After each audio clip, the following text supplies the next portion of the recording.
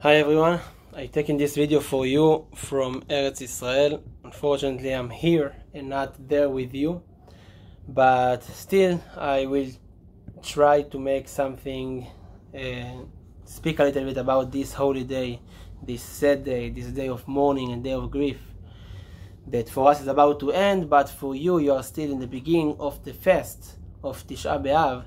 So, I'm going to try to speak a little bit about this day, about what we can take from this day. Hopefully, we're all going to get chizuk from it. We had two Batei Mikdash, two holy temples. The first one, Chazal explained, that was destroyed because of three reasons. There was three major sins. Gilui Arayot was adultery, Shfichut Damim, killing and murder, and Avodah Zarah is idol worshipping. The first Bet Mikdash was destroyed because of those three sins. And Am Yisrael went out to exile for 70 years. After 70 years, Baruch Hashem, they corrected the sin.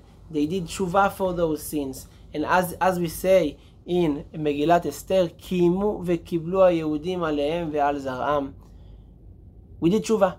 And we came back to Eretz Israel. Together with Ezra, they did aliyah from Persia, from Iran of today. They did aliyah and they came back to Eretz Israel and they rebuilt Bet HaMikdash. The second Bet HaMikdash was built for 420 years. After this time, unfortunately, it got destroyed by the Romans. And Chazal tell us the reason was not the physical reason. Physical reason was the Romans came to Bet HaMikdash. That's the physical reason. But the real reason, the spiritual reason that stand behind it was sinat chinam, baseless hatred, and we all can say it. We all know how to say it, and we can repeat again and again and again. Baseless hatred is not good, and is not good, and is not good. It's easy to say, but very hard to live by this. It's really hard to work on this midah, to work on sinat chinam. It's easy to say, oh, we need to stop the sinat chinam, we need to put an end for it, and we need to rebuild Bet HaMikdash. Easy to say, hard to work on it. Now, we cry. We cry for all of this day. Tisha B'Av, day of mourning. And we cry, and we are mourning, we have restrictions for 3 weeks already. From Yud Zayin B'Tammuz that we fasted on the 17th of Tammuz, day after day, we have more and more restrictions. We're not listening to music. Some days we are also not allowed to go and get married. And we're not eating meat. And we're not, some not even doing laundry and not a haircut, not shaving. And we come to this day, and this day we're not eating, we're not drinking. We're not even put leather shoes. We're not even allowed to wash our face, to brush our teeth. And why? And we cry and we sit on the floor. And we cry again and again and again. We say kinot, we read Megillat Echa. Why all of this? The crying is not something that's going to build Bet HaMikdash. The crying is basically for us to understand one thing. To understand we are missing something. To understand that with all of the fortune that we have, all of the amazing shefa that we have, in our life, we have houses, some have pools, some have beautiful cars, we have a lot of things. But in this day, we cry because we want to tell ourselves we are missing something. And what we're missing is not just a thing, it's the core of the Jewish people. Bet HaMikdash was the heart of Am Yisrael. Right now, we don't know it. We not even feel it. It's like telling someone that was born without a heart, tell him you're missing a heart. I don't understand what is a heart. There's a beautiful story that can explain a little bit about this for us. They tell about a couple. That the couple was married for years without having children.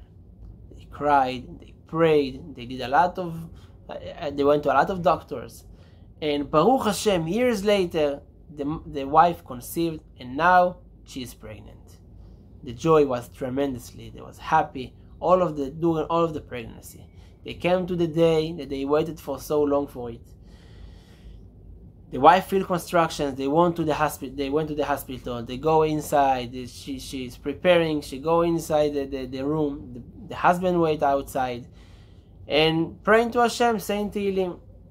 Few minutes later, the doctor come outside and he tell the husband, I have something really sad to tell you.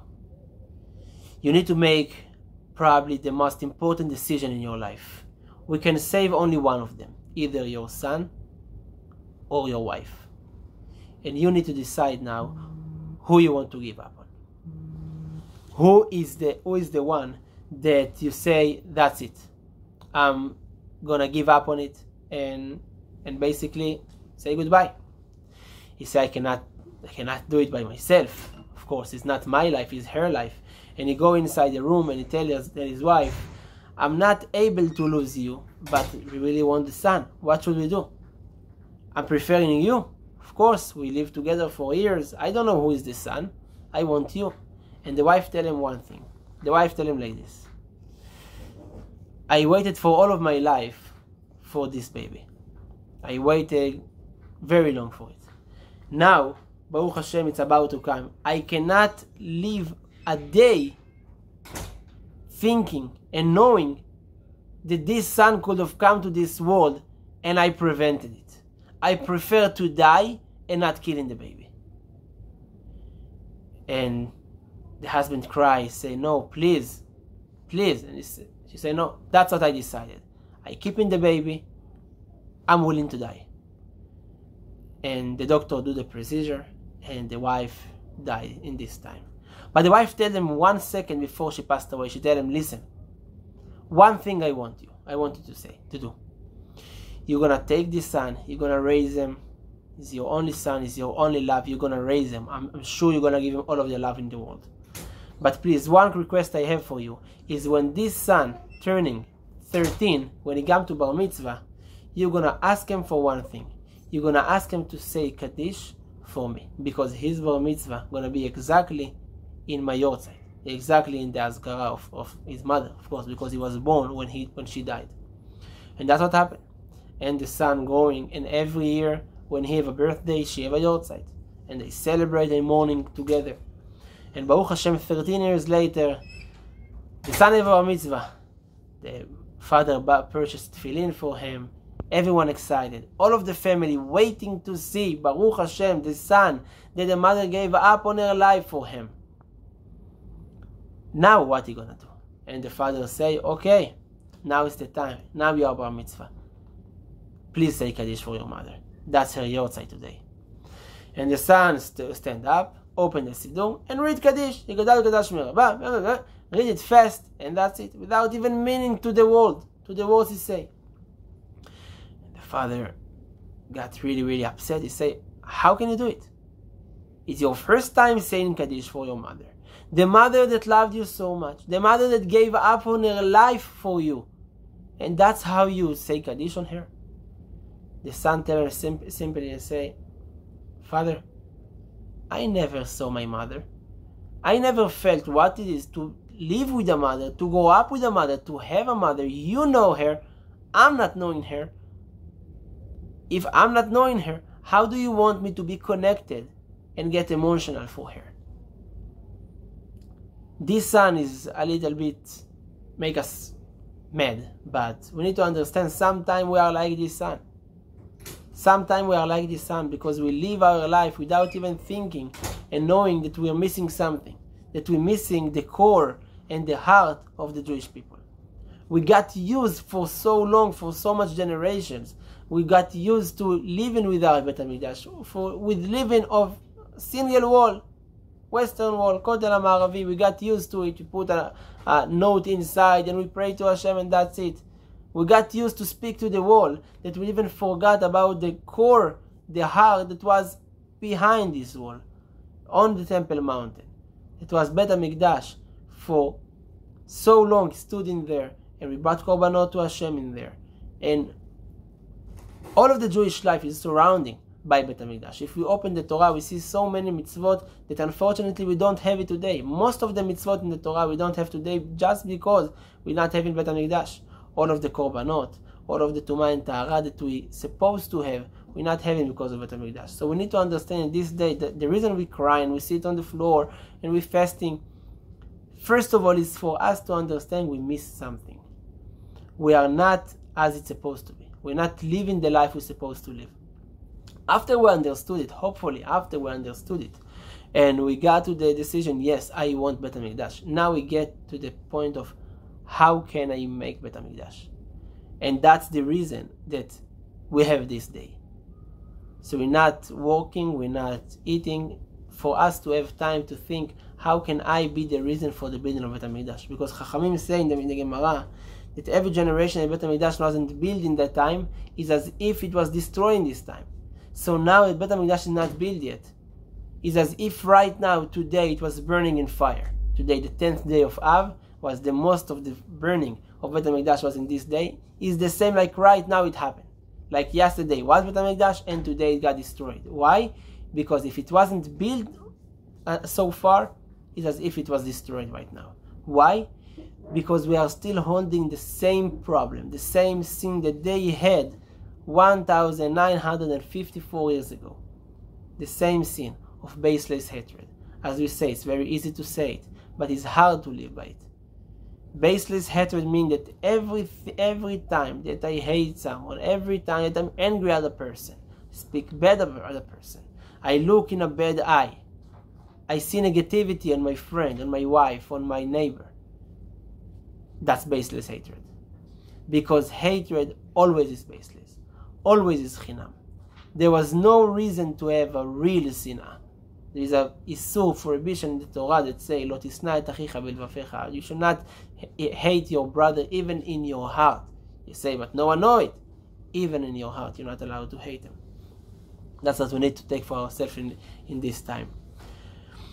And it's exactly like the mother we spoke before that gave up on her life for her son. How? There is a beautiful Perek Tehillim that we read over and over, especially in those times of Ben HaMetzarim and Tisha B'Av.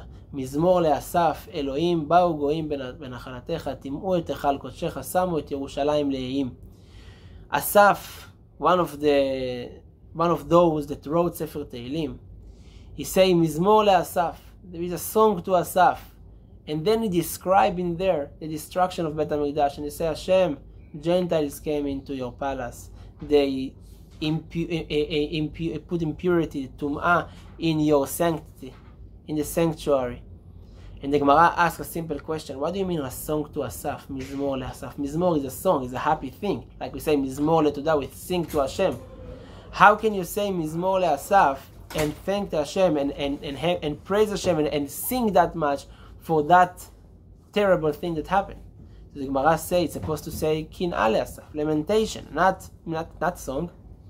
And the Gemara answer, the reason that Asaf say Mizmor and not Kin'ah was because of the mercy of Hashem. Because in the destruction of the Mikdash, in the worst things that happened to Am Yisrael, you see the big mercy, the big rachamim of HaKadosh Baruch Hu to Am Yisrael. And the rachamim is that Chachamim say that Hashem pour his anger on stones, on wood, and not on Am Yisrael.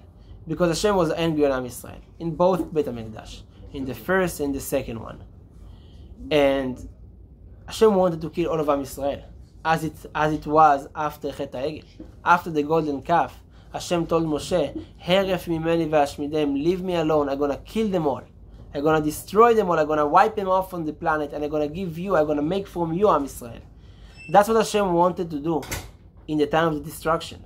After all of the sins that Am Yisrael did in Bet HaMikdash, inside Yerushalayim, in Eretz Yisrael, Hashem wanted to kill them all. But He says, instead of it, I'm not going to kill them.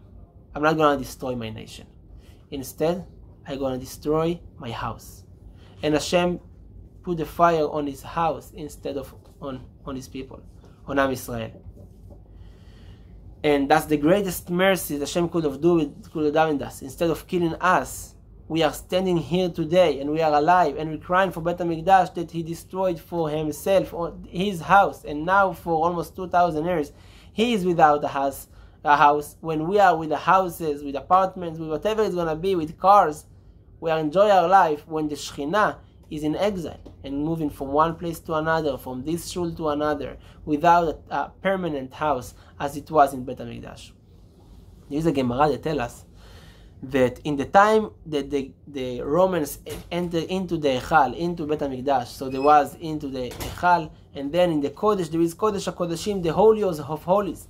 And inside the Holy of Holies, there is only one kli. There is only one thing in there. And this was Aron HaBrit. The tablets was inside Aron HaBrit. And on top of it, we all know, was the Kruvim. The two Kruvim that facing each other. And the Gemara tells us the secret that when there was a time of will to Hashem, when there was a love between us and Hashem, we did the Hashem's will, the Kruvim was facing each other.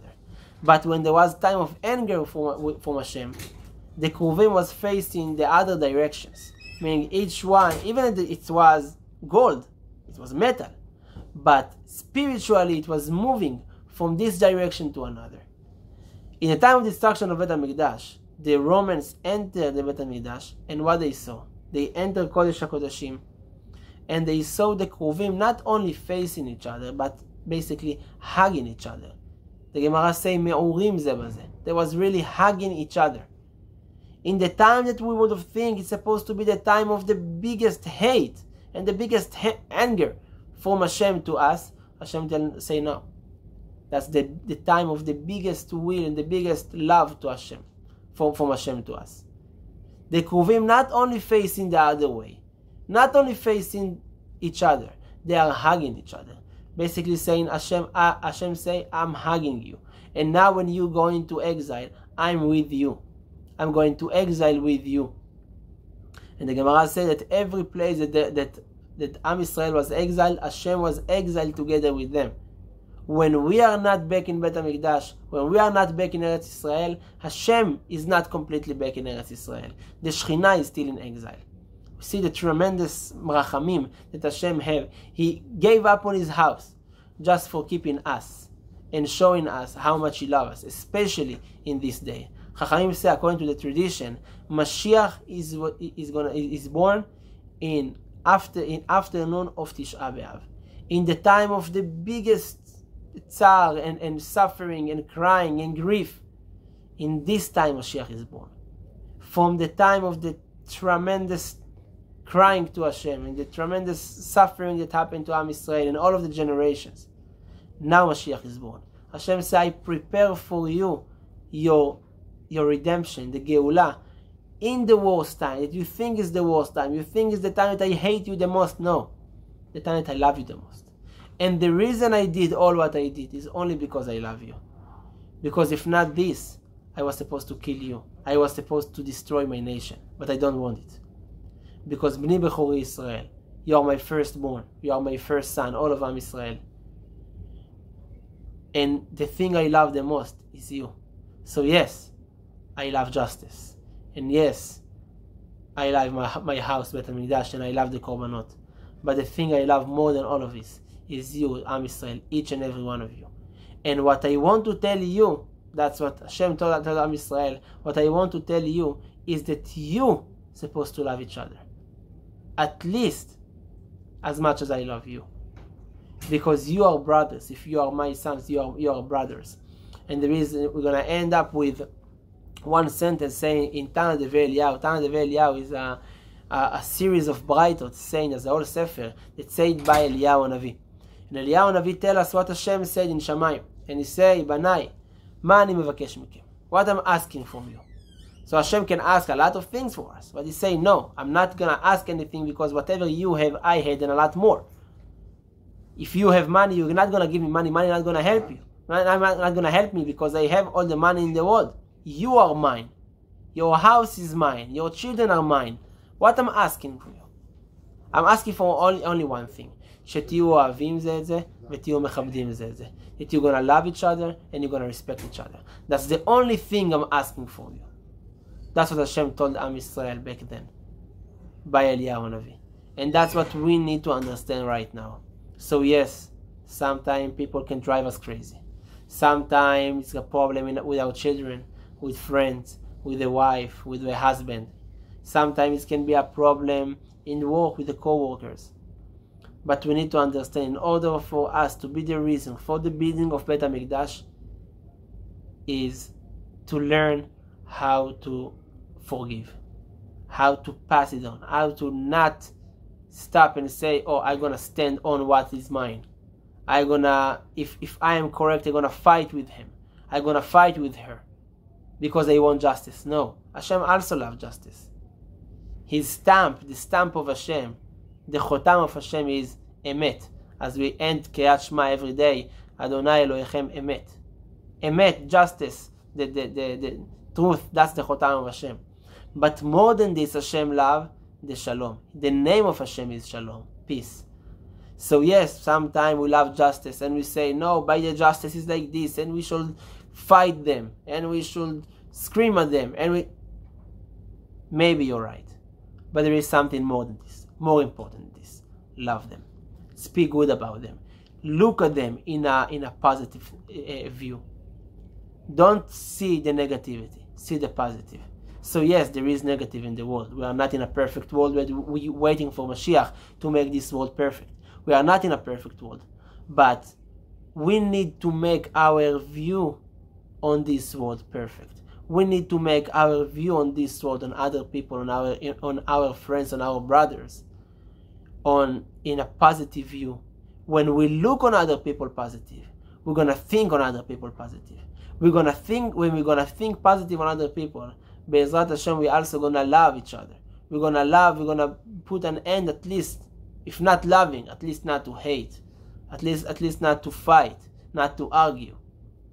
Yes, we sometimes have different opinions. Yes, and it's supposed to be that way. We are different people with different opinions. But the thing we need to have the most is accepting each other. And accept the same like I accept my opinion. I understand I have my own opinion. So I need to understand that my friends, my wife, my brother, my co-worker, they also have their own opinion.